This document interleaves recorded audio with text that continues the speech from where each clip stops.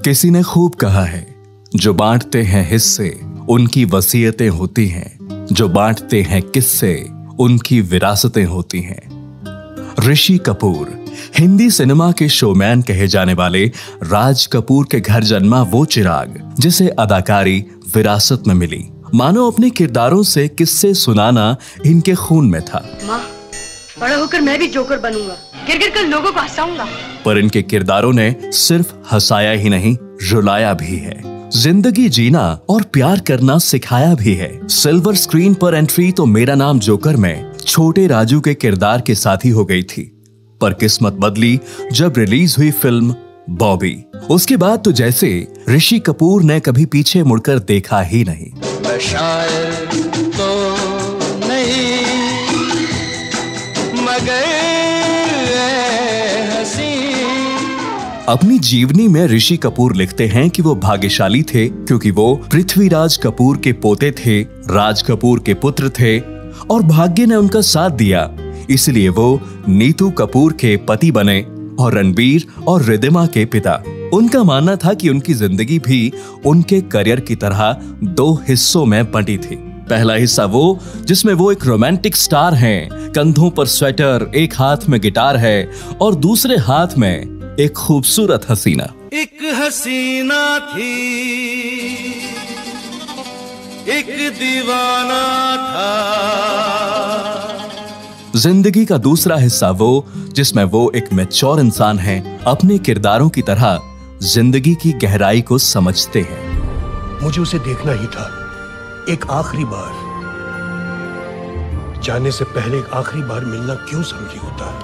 हर इश्क का एक वक्त होता है, वो हमारा वक्त नहीं था, पर इसका यह मतलब नहीं कि वो इश्क नहीं था। बॉबी का राजा हो या कर्ज का मोंटी, प्रेम रोग का देव हो या सागर का रवि, इनका हर किरदार हमारी आंखों के सामने जैसे आज भी जिंदा हो। पर ऋषि कपूर सिर्फ फिल्मों में ही रोमांटिक नहीं थे, असल जिंदगी में भी इन्होंने अपने प्यार की मिसाल कायम की। पहली बार जहरीला इंसान के सेट पर मिले ऋषि कपूर और नीतू सिंह। अपने प्रैंक्स के कारण ऋषि कपूर नीतू सिंह को काफी इरिटेट करते थे, पर कब ये शरारतें प्यार में बदल गईं, कोई नहीं जानता। 15 फिल्मों में एक साथ काम करने के बाद 22 जनवरी 1980 में इन्होंने शादी कर ली। खुल्लम खुल्ला प्यार करेंगे हम दोनों।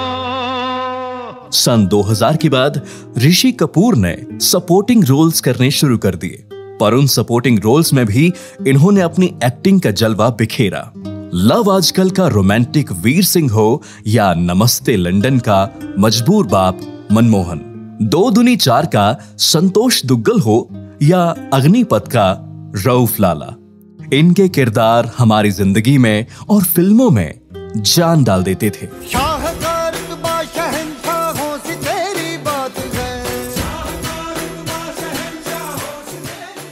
अपने निकनेम चिंटू की तरह ही इनकी जिंदगी का मिजाज भी रहा है। इनके क्लोज्ड वन का कहना है कि जिंदगी को हमेशा ही जिंदा दिली से जिया ऋषि कपूर ने। ऋषि कपूर की जिंदगी फैमिली, फ्रेंड्स, फिल्में और फूड इसी के आजू बाजू रही। 2 साल पहले जब इन्हें ल्यूकीमिया के बारे में पता चला तो ट्रीटमेंट करवाने न्यूयॉर्क पहुंचे। वापस आके भी अस्पताल आना जाना लगा रहा, पर लोग कहते हैं कि अपनी आखिरी सांस तक हॉस्पिटल में लोगों को हंसाते रहे। इसलिए आज इनका परिवार इन्हें नम आंखों से नहीं बल्कि एक भीनी मुस्कान के साथ याद करना चाहता है।